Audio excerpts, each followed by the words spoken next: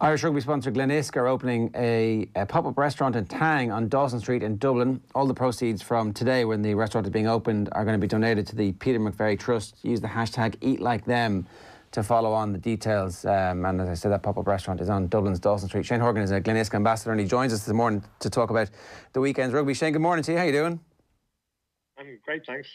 Tell us a little bit about what you actually make of this performance at the weekend against Scotland. The papers are divided between decent start and the pitchforks are out for Andy Farrell after his first game. So I suspect the truth lies somewhere in between, right?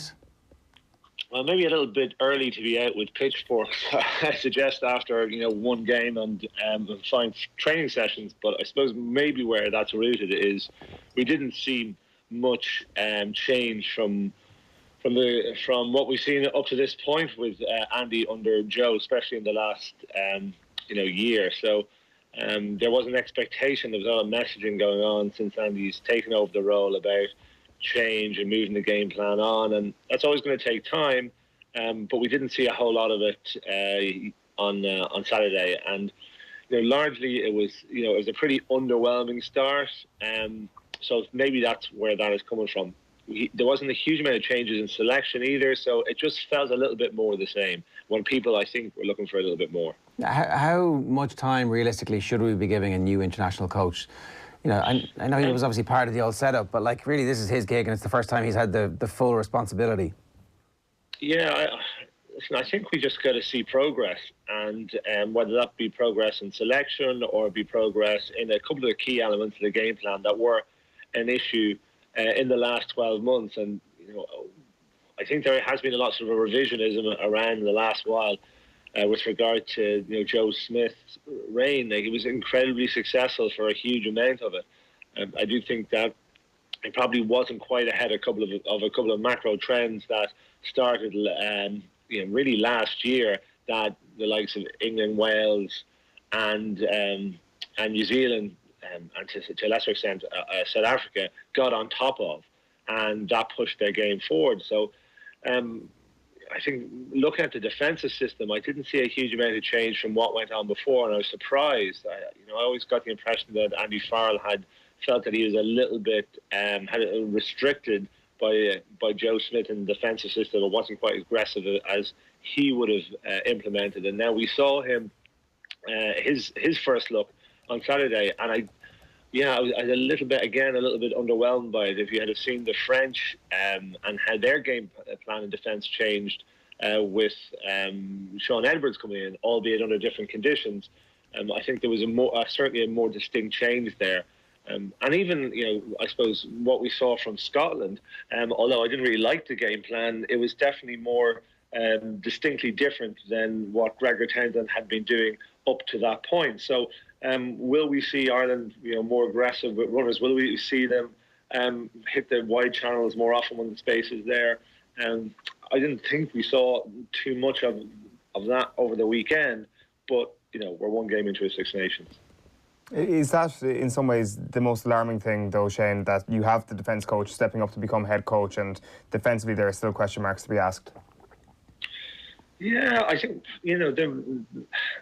whether there's questions to be asked or whether we're just not seeing the movement that I would like. And not every defensive system has to be modelled on the England or the Welsh or indeed the South African one, or a kind of Sean Edwards type system. But I do think that you lose something if you don't if you don't have the kind of really aggressive line speed that we see with those teams at their best. So listen, Andy Farrell was appointed to be a continuity coach. He was a continuity appointment. He was to bring on Joe's legacy, and in some ways he had to then pivot out of that quite quickly, because of what happened the last 12 months, what happened in the Six Nations, what happened in the World Cup, and then the position that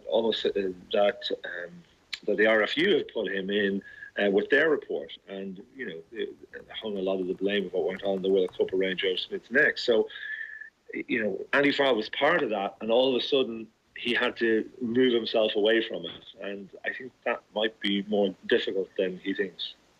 Wins will help, I think. A win next week against Wales would obviously help ease things, but it's, I was going to say Wales look decent. It's very hard to know how good Wales are at the moment, but certainly they'll be coming into this match, I suspect, with a bit more confidence than we have. What will the team actually feel from a performance like that game against Scotland, where you grind out a win under difficult circumstances?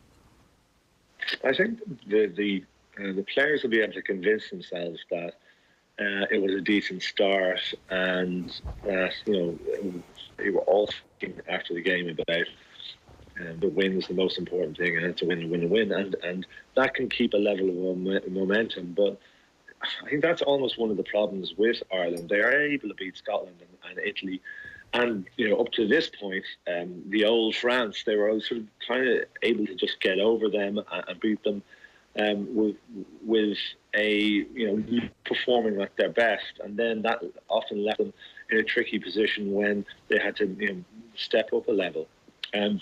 So I think their confidence won't be really low, but I'd be more worried about Wales. I thought that was a really good performance from Wales across the board.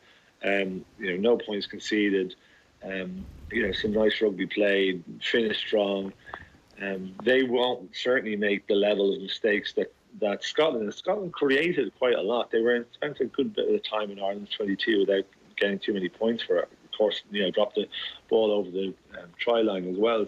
So one thing you can be sure of is Wales won't make the sort of mistakes that Scotland did. So that means the performance of Ireland will have to up greatly in order to beat them. What do you suspect the personnel changes will be, Shane, assuming that there's going to be no fresh injury concerns? I think Ringrose injury, I'm not sure how bad it is. For him to come for a thumb injury, I'd be surprised if he will start. If he doesn't start, then I suppose Henshaw is the ready replacement there. But then that does make the midfield kind of a throwback to the last year, and is that the kind of midfield you want? Not too much subtly. I think Ringrose is playing so well, and is a really important element of what Ireland do.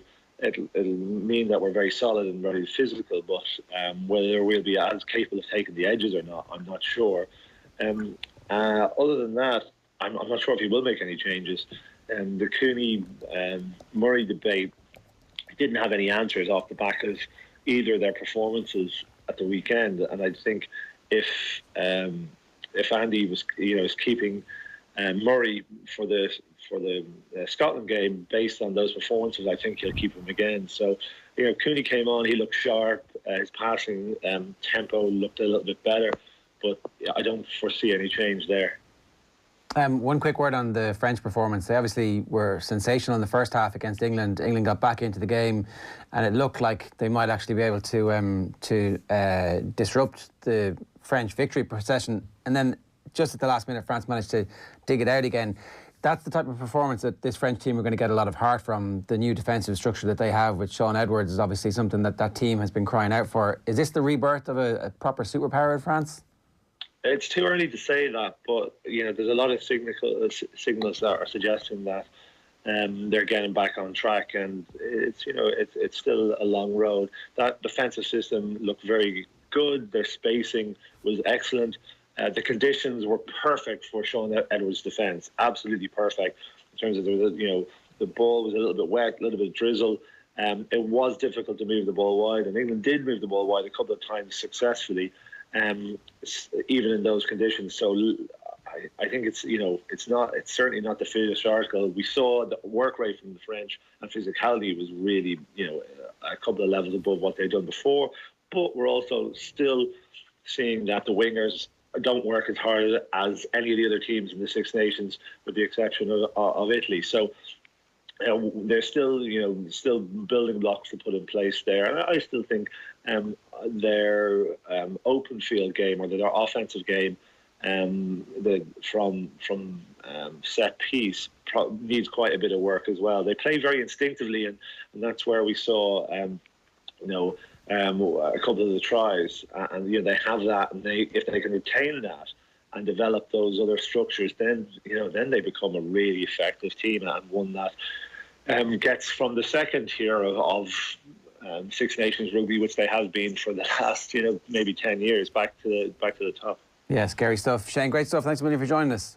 Thanks, Emil. See you guys. Says Shane Horgan there, a Glenisca ambassador today. Glenisca are opening a one-day pop-up on Dublin's Dawson Street using the hashtag #EatLikeThem. The pop-up restaurant is open today in Tang on Dawson Street, with all proceeds from the day being donated to the Peter McVerry Trust.